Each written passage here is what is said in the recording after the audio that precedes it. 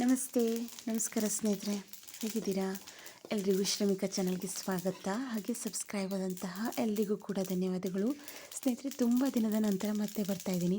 ಒಂದಷ್ಟು ಆರೋಗ್ಯದ ಬಗೆಗೆ ಮಾಹಿತಿ ಹಾಗೂ ಒಂದಷ್ಟು ಸವಿ ನೆನಪುಗಳನ್ನು ಹೊತ್ತು ಕಣಕಣದಲ್ಲೂ ಆರೋಗ್ಯ ಇರುವಂತಹ ಅಗಸೆ ಬೀಜದ ಉಂಡೆಯನ್ನು ಮಾಡ್ತಾ ಇದ್ದೇನೆ. ತುಂಬ ರುಚಿಯಾಗತ್ತೆ ಅನ್ನೋದಕ್ಕಿಂತ ಆರೋಗ್ಯಕ್ಕಂತೂ ತುಂಬ ಒಳ್ಳೆಯದು ಸ್ನೇಹಿತರೆ. ಪ್ರತಿದಿನ ಒಂದು ಉಂಡೆಯನ್ನು ತಿನ್ನೋದ್ರಿಂದ ಹಲವು ಸಮಸ್ಯೆಗಳಿಗೆ ಪರಿಹಾರ. ನಾನಿಲ್ಲಿ ಅಗಸೆ ಬೀಜವನ್ನು ತೊಳೆದು ತಕ್ಷಣ ಹುರಿತಾ ಇದ್ದೇನೆ. ಸ್ವಲ್ಪ ಹೊತ್ತು ಕೂಡ ಸಮಯವನ್ನು ವ್ಯರ್ಥ ಮಾಡಿಲ್ಲ. ತಕ್ಷಣ ಹುರಿದರೆ ತುಂಬ ಚೆನ್ನಾಗಿರುತ್ತೆ, ಅಂಟಾಗಿರಲ್ಲ. ಇಲ್ಲಾಂದರೆ ಅಗಸೆ ಬೀಜದಲ್ಲಿರುವಂತಹ ಅಂಟಿನ ಅಂಶದಿಂದ ಕಾಳುಗಳೆಲ್ಲ ಅಂಟಾಗಿಬಿಡುತ್ತೆ, ಹಿಡ್ಕೊಂಬಿಡತ್ತೆ. ಹಾಗೆ ಕಪ್ಪು ಎಳ್ಳನ್ನು ಕೂಡ ಚೆನ್ನಾಗಿ ತೊಳೆದು ಚಟಪಟ ಅನ್ನೋವರೆಗೆ ಹುರಿತಾ ಇದ್ದೇನೆ. ಹಾಗೆ ಒಂದಷ್ಟು ಬೆಲ್ಲವನ್ನು ಹಾಕಿ, ಮನೆಯ ಬೆಲ್ಲವನ್ನು ಹಾಕಿ, ತೆಂಗಿನ ತುರಿಯನ್ನು ಹಾಕಿ ಪಾಕ ಬರುವವರೆಗೆ ಬಿಸಿ ಮಾಡ್ತಾ ಇದ್ದೇನೆ.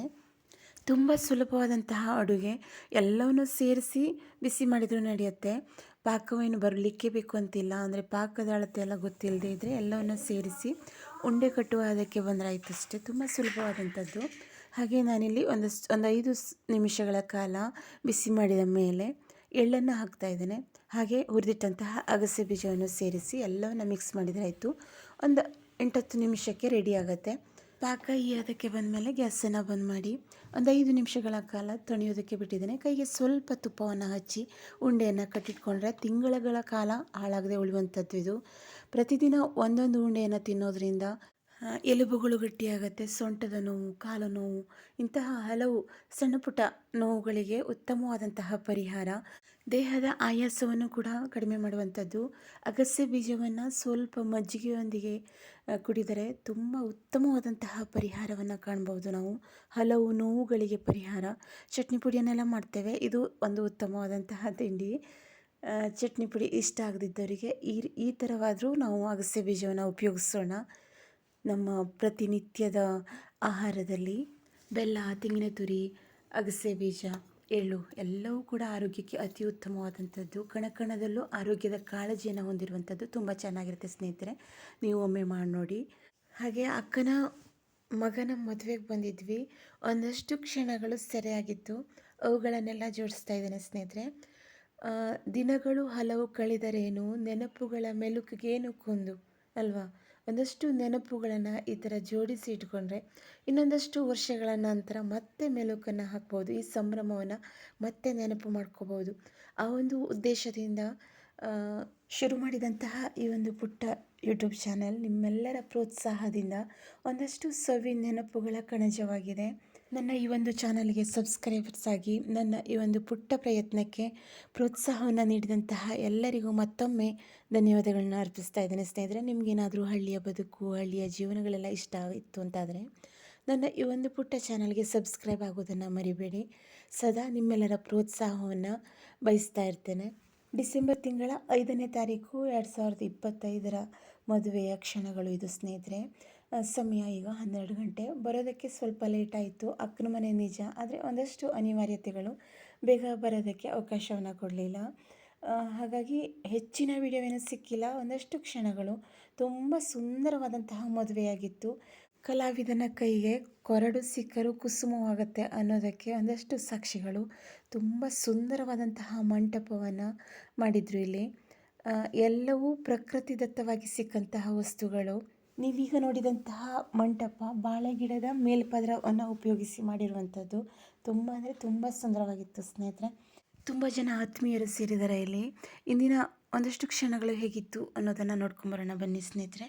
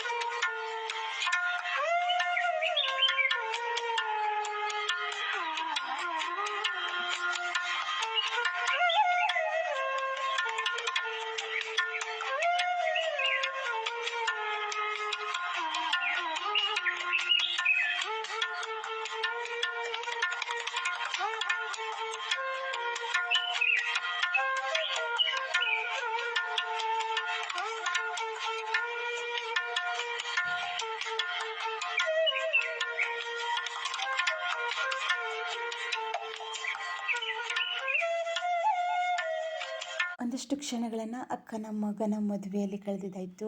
ದೊಡ್ಡಮ್ಮನ ಮಗನ ಮದುವೆ ಆಗಿತ್ತು.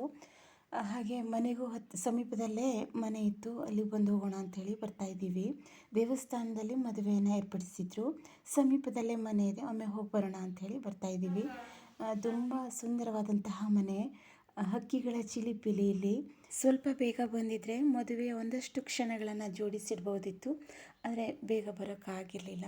ಹಾಗೆ ಸಮೀಪದಲ್ಲೇ ಸಹಸ್ರಲಿಂಗ ಇತ್ತು, ಅಲ್ಲಿಗೆ ಬರ್ತಾ ಇದ್ದೀವಿ. ಶಾಲ್ಮಲೆಯ ತಟದಲ್ಲಿರುವಂತಹ ಸಹಸ್ರಲಿಂಗ.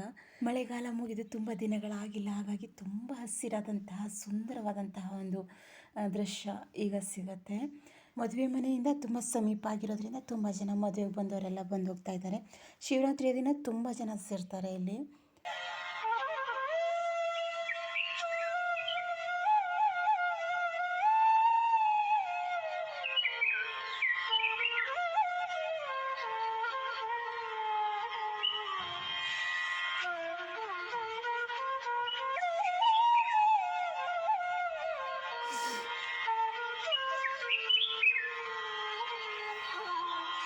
ರಕ್ತ ಸಂಬಂಧಿಕರ ಜೊತೆ ಒಂದಷ್ಟು ಕ್ಷಣಗಳು ಕಳೆದಿದ್ದಾಯಿತು. ಹೀಗಿತ್ತು ಸ್ನೇಹಿತರೆ ನನ್ನ ಇವತ್ತಿನ ದಿನ.